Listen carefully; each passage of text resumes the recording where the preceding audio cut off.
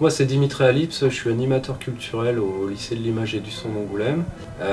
Dans le cadre de l'animation culturelle avec la région Poitou-Charentes, nous avons organisé un spectacle, une création théâtrale nommée Mania Sacalinosa.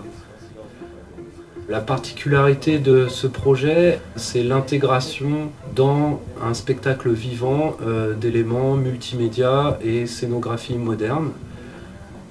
L'histoire du projet, c'est suivre Tchekhov, puisque Tchekhov en 1890 est parti sur l'île de Sakhaline, tout à fait à l'est de la Russie. Et nous avons proposé à Pascaline Aumont, qui est artiste photographe, de repartir sur les traces de Tchekhov, 120 ans, 130 ans après, et de cartographier et de retrouver des archives, et aussi de créer de nouveaux médias que nous avons intégrés dans la pièce. Tchekhov est parti en 1890, il a fait Moscou jusqu'à l'extrême est, donc jusqu'à Sakhaline.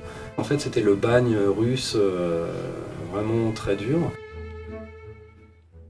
Il a répertorié chaque personnage, il a fait des interviews et il a créé des fiches. Donc nous, ce qui nous intéressait, c'était de faire un parallèle entre le bagne d'il y a 100 ans et le bagne de maintenant.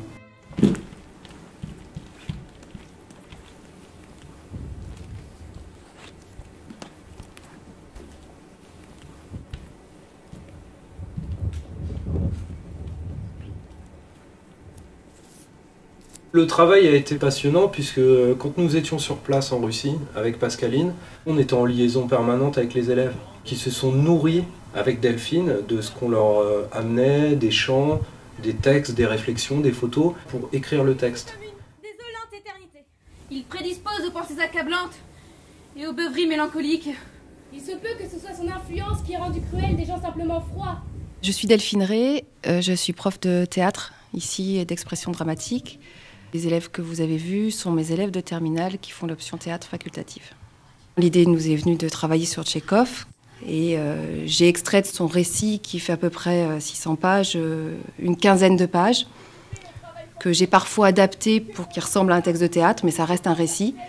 J'ai proposé ce texte à une comédienne qui s'appelle Faustine Roda, qui fait aussi un peu de mise en scène et qui est venue travailler avec nous pendant 4 jours sur le stage.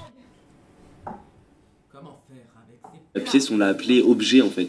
Pour nous, c'est même plus une pièce de théâtre, c'est un objet quoi. Ouais, parce que déjà à la base, c'est pas une pièce de théâtre. L'idée, c'était de mettre en valeur un texte. En croire les autres prisonniers, il a tué 60 personnes dans sa vie. Il repérait les nouveaux, Les plus riches. il leur proposait de s'évader avec lui. Une fois dans le taïga, il les assassine. Les dépouille pour effacer toute trace de son crime, il Les les... découpe en morceaux qu'il jette dans la rivière. Je suis prête à croire ce que l'on me dit. Avec ses yeux troubles et gris comme l'étain, et son crâne rasé d'un seul côté, anguleux comme un pavé. Louis est constamment plongé dans le silence. Philippe Boinard, enseignant, artiste programmeur.